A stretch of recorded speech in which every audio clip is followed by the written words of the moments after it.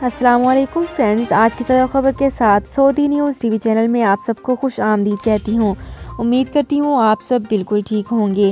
آج کی ویڈیو میں بہت ہی امپورٹنٹ ٹاپک آپ لوگوں کے ساتھ شیئر کرنے والی ہوں۔ آج کی ویڈیو میں ہم بات کریں گے ملٹیپل وزٹ ویزے میں توسیع کیسے کرائی جا سکتی ہے۔ محکمہ پاسپورٹ نے اس کے بارے میں تمام تفصیلات شیئر کی ہیں۔ اس کی تمام تر ڈیٹیلز اسی ویڈیو میں شیئر کر رہی ہوں۔ یہ تمام ڈیٹیلز جاننے کے لیے اس ویڈیو کو لازمی سے لاسٹ تک ضرور دیکھیے۔ تو فرینڈز کرتے ہیں اپنی آج کی ویڈیو کو سٹارٹ۔ سب سے پہلے میں آپ کو بتاتی چلوں کہ سعودی محکمہ پاسپورٹ نے ملٹیپل وزٹ ویزے میں سے ابشر کے ذریعے آن لائن غیر مشروط توسیع کے حوالے سے سوشل میڈیا پر گردش کرنے والی اطلاعات کے حوالے سے وضاحت جاری کی۔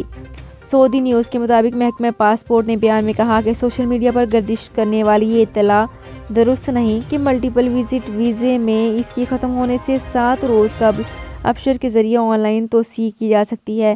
توسیع کے لیے مملکت سے روانگی کی پابندی ضروری نہیں۔ محکمہ پاسپورٹ نے مزید کہا کہ ملٹیپل فیملی وزٹ ویزے میں توسیع کے حوالے سے ویزا ختم ہونے سے قبل روانگی اور میعاد وغیرہ کے حوالے سے مقررہ ضوابط کی پابندی کی جائے۔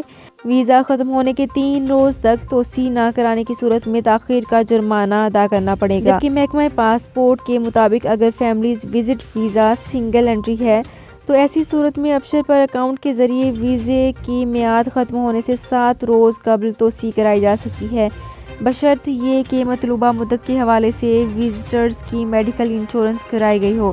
یہ بھی شرط ہے کہ فیملی وزٹ ویزے کی مجموعی مدت 180 دن سے زیادہ نہ رہی ہو۔ تو فرینڈز یہ تھی میری آج کی ویڈیو۔ ہوپ آپ کو یہ ویڈیو پسند آئی ہوگی۔ اگر آپ کو یہ ویڈیو پسند آئی ہے تو ہمارے چینل کو سبسکرائب، لائک اینڈ شیئر کر لیجئے۔ تو فرینڈز ملتے ہیں ایک نئی ویڈیو میں ایک بالکل نئی اپڈیٹ کے ساتھ۔ اپنا بہت خیال رکھیے گا۔ اللہ حافظ۔